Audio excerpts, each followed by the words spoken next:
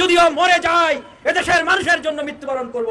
আমার নেতৃবৃন্দদেরকে বলে দিবেন, আমার দলের তরুণ দেশপ্রেমিক নেতাদেরকে বলে দিবেন, তারা যেন এই সরকারের সাথে আপোষ না করে।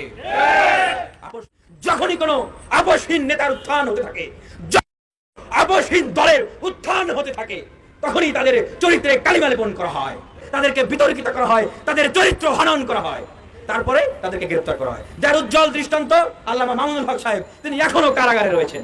আসসালামু আলাইকুম। জাতীয় পার্টিকে কেনা যায়, শাহজাহান ওমরের মতন নেতাদেরকে কেনা যায়, সৈয়দ ইব্রাহিমের মতন নেতাদের কেনা যায়, কিন্তু ছাত্রনেতা বিনিয়ামিন মোল্লাদেরকে কেনা যায় না। সুপ্রদর্শক এমনই মন্তব্য করেছেন ছাত্র অধিকার পরিষদের সভাপতি বিনিয়ামিন মোল্লা। ঢাকা মহানগর দক্ষিণের উদ্যোগে দ্রব্যমূল্যের ঊর্ধ্বগতি, সড়কে মৃত্যু মিছিল এবং ব্যাংকিং খাতে লুটপাটের প্রতিবাদে যে সমাবেশের আয়োজন করা হয়েছে, আমি ধন্যবাদ জানাচ্ছি। আমি আপনাদেরকে একটা মজার কথা বলি। নূর ভাইয়ের বিরুদ্ধে গ্রেপ্তারি পরোয়ানা জারি করা হয়েছে, এটি আপনারা জানেন, সারা বাংলাদেশের মানুষ জানে, আমিও জানি। তো ইন্টারেস্টিং বিষয়টা হচ্ছে, আমাকে গ্রেপ্তার করে, আপনারা দেখেছেন যে সেদিন রাতে কিভাবে আমাকে গ্রেপ্তার করেছিল। গ্রেপ্তার করে নিয়ে গিয়ে ডিসি সাহেব তার রুমে আমাকে ঢুকিয়ে যে প্রশ্নগুলো করছিলেন, তখন তিনি আমাকে জিজ্ঞেস করলেন, আচ্ছা বলো তো নূরের সাথে কেএনএফ এর কি সম্পর্ক? আমাকে জিজ্ঞেস করছিলেন আচ্ছা এই যে পার্বত্য চট্টগ্রামে এই যে কেএনএফ, তাদের সাথে তোমাদের কি সম্পর্ক, তোমাদের কি যোগাযোগ আছে বলো। এই কথাটি আসলে বলার উদ্দেশ্য হলো, দেখেন কেএনএফ কিছুদিন আগে পার্বত্য চট্টগ্রামে যেভাবে সশস্ত্র হামলা চালালো, ব্যাংক লুট করলো, এটি তো আমাদের বাংলাদেশের যে প্রতিরক্ষা বাহিনী, আমাদের বাংলাদেশের যে অভ্যন্তরীণ আইন শৃঙ্খলা বাহিনী, সকল বাহিনী এবং আমাদের যে স্বাধীনতার সার্বভৌমত্ব, সেই স্বাধীনতার সার্বভৌমত্বকে চ্যালেঞ্জ করা, তাই না? তো এটি কি কোনো মস্করা, ইয়ার্কি ফাজলামি করার জিনিস, ফান করার জিনিস? অবশ্যই না। অথচ তারা আমার মতো একজন ছাত্র নেতাকে রিমান্ডে নিয়ে গিয়ে সেখানে জিজ্ঞেস করছে যে আমার সাথে বা নুরুল হকের সাথে কেএনএফ এর কি সম্পর্ক। অথচ আমাদের দেশের সেনাপ্রধান তিনি পার্বত্য চট্টগ্রামে গিয়ে সেখানে বলছেন যে তারা কেএনএফ এর সাথে শান্তি চুক্তি আলোচনা চালিয়ে যাচ্ছে, শান্তি আলোচনা। তারা বুঝতেই পারেননি তাদের কাছে যে তারা এরকম শান্তি আলোচনা করতে করতে এইভাবে করে একটি আক্রমণ চালিয়ে বলবে। That means they didn't have the information, তাদের কাছে সেই তথ্যগুলো ছিল না। একটি রাষ্ট্রের প্রতিরক্ষার দায়িত্ব আমরা যাদের হাতে ন্যস্ত করেছি, এবং এই রাষ্ট্রের যত বিশেষ বাহিনীগুলো রয়েছে, কারো কাছে কি সেই তথ্য ছিল না যে কেএনএফ এই শান্তি আলোচনা খেলতে খেলতে এইভাবে একটি দুর্ধর্ষ একটি রাষ্ট্রের স্বাধীনতা সার্বভৌমত্বের প্রতি হুমকি স্বরূপ একটি চ্যালেঞ্জ ছুড়ে দিবে? ছিল। কারণ এগুলো আসলে আমাদের দেশের বর্তমান যারা স্বাধীনতা সার্বভৌমত্বের কথাই বলি, বর্তমান দেশের অভ্যন্তরীণ আইন শৃঙ্খলার কথাই বলি, আসলে কারো মাথা ব্যথা নয়। তাদের মাথা ব্যথা হচ্ছে এই যে সরকার আছে, সেই সরকারকে আবার কিভাবে ক্ষমতায় রাখা যাবে, কিভাবে তাদের লুটপাট, ছিনতাই, রাহাজানি, চুরি, বাটপাড়ির কার্যক্রমকে আরো শক্তিশালী করা যাবে এবং সেখান থেকে ভাগ পাওয়া যাবে।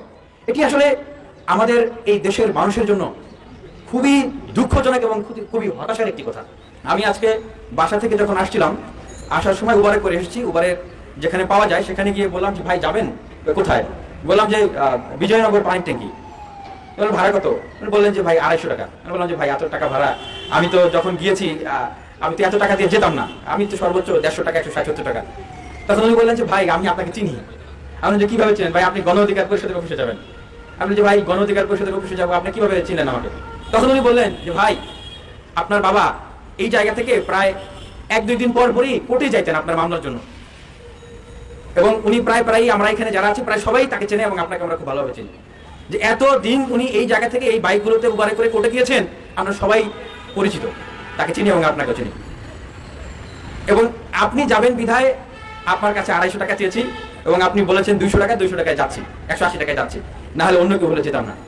এই কথাটা বলার উদ্দেশ্য হচ্ছে যে এই যে আমরা যারা রাজপথে প্রতিবাদ করি, আমরা যারা দেশের জন্য কথা বলি, দেশের স্বাধীনতা, সার্বভৌম, দেশপ্রেমকে এই তরুণরা আমরা যারা হৃদয়ের গভীর থেকে সত্যিকার অর্থেই ধারণ করি, আমরা যারা সরকারের কাছে, সরকারের পয়সার কাছে, সরকারের ক্ষমতার কাছে, সরকারের লোভের কাছে আমরা যারা বিক্রি হই না, তাদেরকে কিভাবে দমন, পীড়ন এবং নির্যাতন চালানো হয়। হয়তো আপনারা এখনো অনেকেই বুঝছেন না যে গণ অধিকার পরিষদের সাধারণ সম্পাদক জনাব রাশেদ খান, তার নামেও কিন্তু গ্রেপ্তারি পরোয়ানা কয়েকটা জারি করা অবস্থায় আছে। এগুলো আসলে কেন করা হচ্ছে?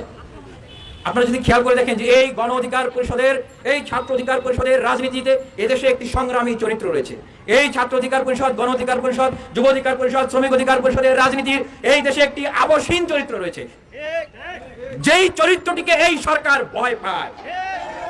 জাতীয় তারা সরকারের কাছে হাত পাতে, আসন ভিক্ষা চায়।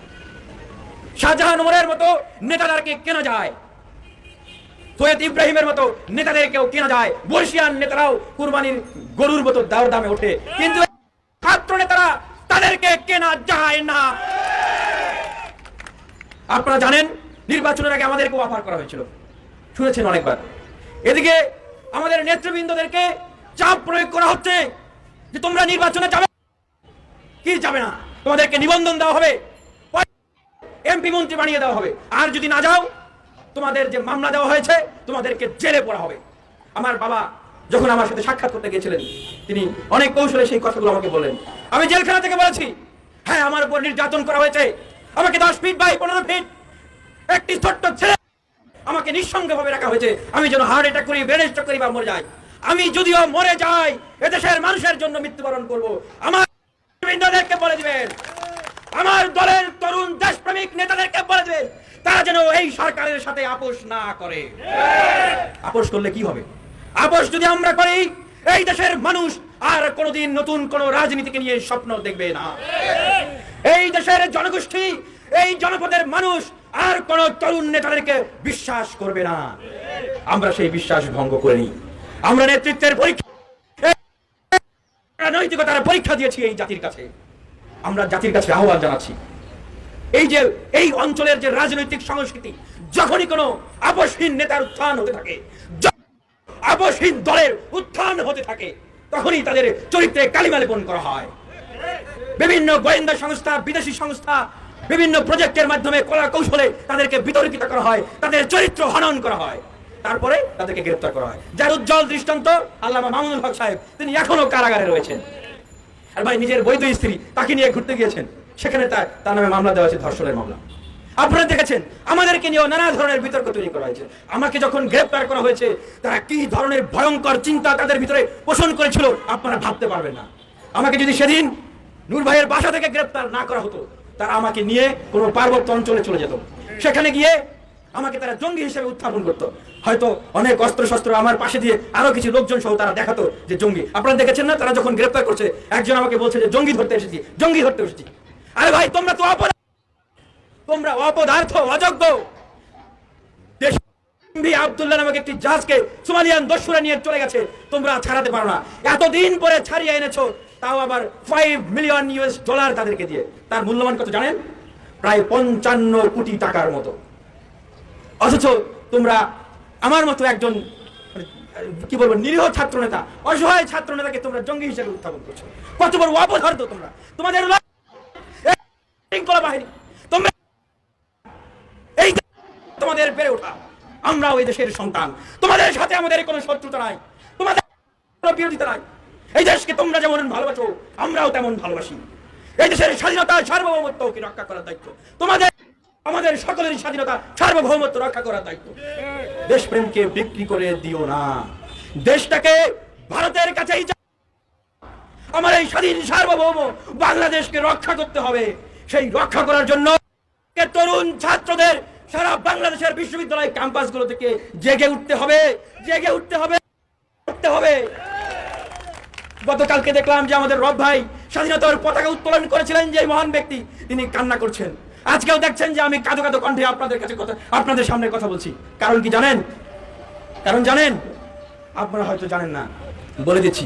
আবারও যে কোনো সময় আমাদেরকে গ্রেফতার করা হতে পারে, যে কোনো সময়, বা যে কোনো ভাবে সাবোটেজ করে অথবা অ্যাসাসিনেট করে আমাদেরকে মেরে ফেলা হতে পারে। একটু আগেই বলেছি কেন? কারণ এরা পয়সার কাছে বিক্রি হয় না, এরা মাথা নত করে না, এরা আপোষ করে না। তাদের ভাষায় আমরা নাকি রাজনীতি বুঝি না, আমরা নাকি বেশি সৎ, আমরা নাকি উন্মাদ দেশপ্রেমিক। সেজন্যই বলছি এই সারা বাংলাদেশে এরকম যারা উন্মাদ, বাংলাদেশে যেই তরুণরা রয়েছে যারা বিক্রি হয় না, তাদেরকে এগিয়ে আসতে হবে। এই বাংলাদেশকে অতি আধিপত্যবাদ, অনেক আধিপত্যবাদ থেকে মুক্ত করতে হবে। ইন্ডিয়া আউট যে মুভমেন্ট তৈরি হয়েছে, সেই মুভমেন্টকে এগিয়ে নিয়ে যেতে হবে। আমাদের আগামী দিনের মুক্তির পথ এটি। India out, reform Bangladesh. ইন্ডিয়ার এই অধিপত্যবাদ থেকে বাংলাদেশকে মুক্ত করতে হবে। যেভাবে 1971 সালে পাকিস্তানের অকুপেশন থেকে বাংলাদেশকে এই বাংলার তরুণ জনতা, ছাত্র, কৃষক, কামার কুমার মিলে মুক্তিযুদ্ধ করে তাদেরকে হটিয়ে দিয়েছিল। আর এই গুণধরা 53-54 বছরের বাংলাদেশকে সংস্কার করতে হবে। এদেশের আইন বিভাগ, বিচার বিভাগ, শাসন বিভাগ, এদেশের গঠনতন্ত্র সব কিছুকে সংস্কার করতে হবে। দুর্নীতি বান্ধব কোনো গঠনতন্ত্র, এক কেন্দ্রিক ক্ষমতা কাঠামোর রাষ্ট্র ব্যবস্থা এই বাংলাদেশে আর চলতে দেওয়া যাবে না। সুপ্রদর্শক, বিনিয়ামিন মোল্লার এই বক্তব্যটি আপনারা কীভাবে দেখছেন অবশ্যই আপনাদের মূল্যবান মন্তব্য কমেন্টে জানাবেন। সবসময় সত্য নির্ভেজাল তথ্য পেতে স্বাধীন বাংলা ইউটিউব চ্যানেলটি সাবস্ক্রাইব করে আমাদের সাথে থাকুন। আসসালামু আলাইকুম রহমতুল্লাহি ওয়া বারাকাতুহু।